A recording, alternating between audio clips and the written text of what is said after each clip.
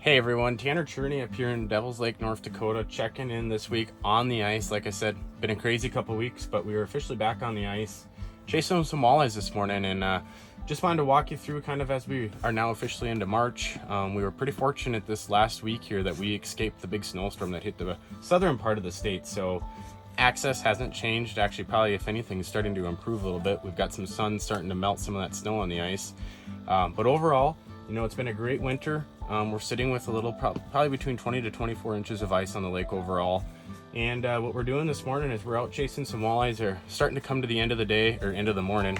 Sun's starting to get up over the horizon. But I just wanted to show you, we've got a jig and spoon here, and then we actually got a dead stick set up. And most of our fish that have, been coming in are actually looking at the dead stick more than the jig and spoon. So it's just another one of those utilizing multiple lines in the state of North Dakota.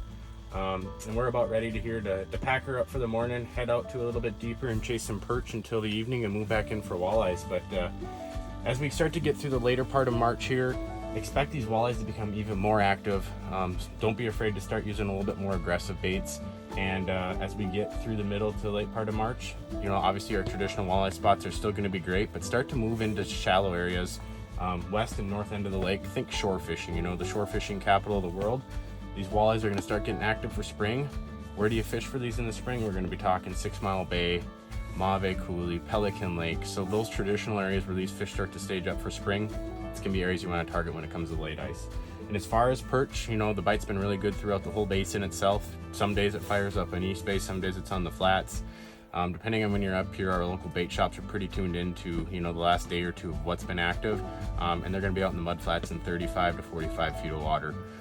With a little bit of the weather we had, downsizing lures and the perch has been really productive. And we're going to keep you updated here. I think with the way the weather's shaping up, we've probably got another month or so of ice fishing. Obviously keep an eye on shorelines as we start to get into the late season here, but things are looking good. So coming up to Devil's Lake, catching some fish, posting them on social media.